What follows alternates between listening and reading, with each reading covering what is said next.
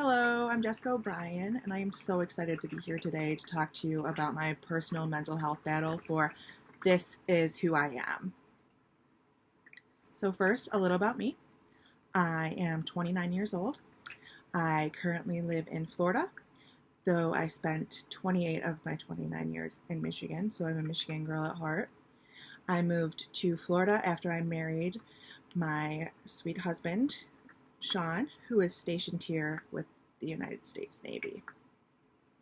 We also adopted a little puppy named Leia, so we have a crazy life these days. I am a senior here at Arizona State University in the Healthcare Coordination Program, and I am 17 days away from graduating. Oh, I'm so excited. Mostly because I thought this day would never come. Truly, truly. And many people, my family included, didn't think they would be able to see this day. This is because I, along with the others, believed that my mental and physical health battles had stolen this from me. My ability to help people in such a way as this and to get a degree. I was always an anxious child. I was the kid who was always biting their nails, who followed all the rules, and when someone broke them, I worried that the world would end. It was always worst case scenario with me. I saw recently a advertisement for COPD medicine, and they were talking about how COPD felt like an elephant was sitting on your lungs. And I said, that's how I felt growing up. But it wasn't COPD, it was my anxiety. Some of my first memories are just memories of not being able to sleep or relax enough because of standardized tests or something little like that. I have vivid memories of teachers telling the class the day before a big test that we needed to get 8 hours of sleep and have a good breakfast the next morning because we were going to have this test. And as soon as they said that, my anxiety level went to 10. There was no way I was going to get any sleep that night because I was so worried, which was silly because I was so good at test taking. My mom had to deal with many panic attacks because of those, as well as just generally being a very anxious child, abnormally anxious. Then when I was 11 years old, I went from being an anxious but very athletic, active child to someone who could barely get out of bed. I got struck by an illness that they still don't know what happened, and they don't know what it's caused from. I have many side effects from that, and this took away so much from me, and I fell into a deep depression. I just kind of lost it. I lost the beauty in life. Thankfully, I had wonderful parents who got me medication and help in the form of therapy and counseling. And my mom talks about the day shortly after I started medication when I was sitting outside with her and I said, "Mom, the grass is green." And she looked at me. She's like, "You're 11, 12 years old.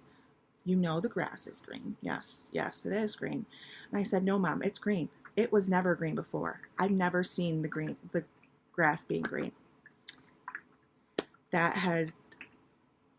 Depression had stripped away any beauty in the world.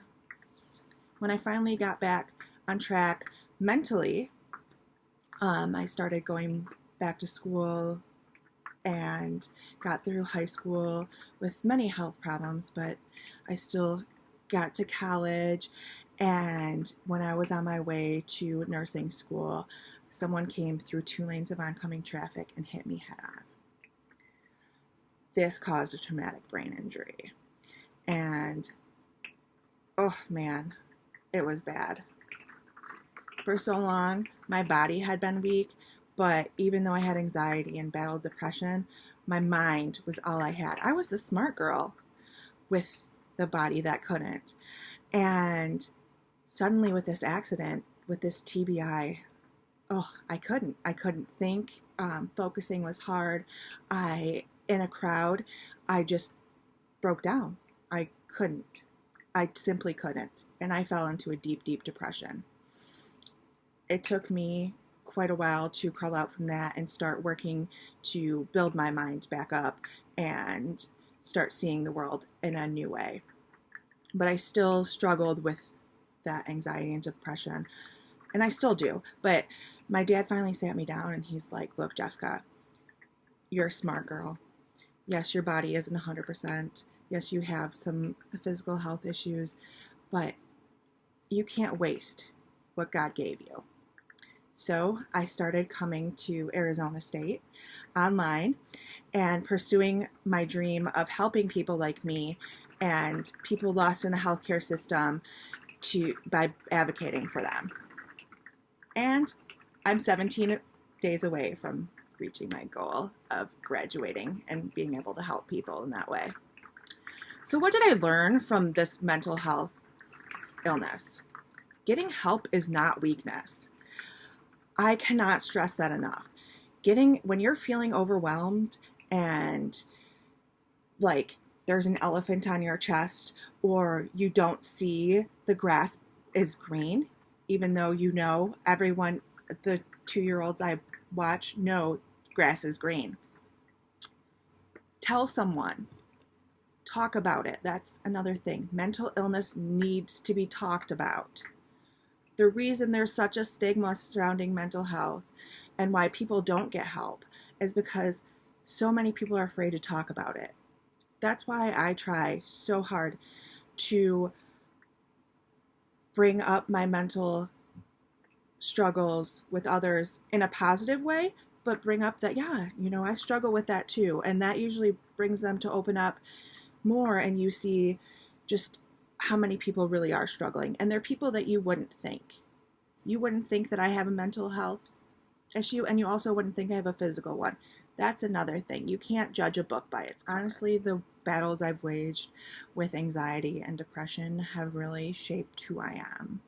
They have helped me to accept that this is who I am. This is my story. To own that story and to take all the good that's come from that story. So, I still struggle with some depression and anxiety. Some days I still do feel like there's a little something on my chest, though it's not usually an elephant anymore. Sometimes it feels like my 40-pound dog, but usually it's a lot smaller than that. But I choose to see the good in the situation, and that's something I've learned from my battles, to see the good. So I want to hear your story. I want you to say, this is who I am, and tell me who you are and how your story has changed and been made more because of anxiety and depression and mental illness. Thank you.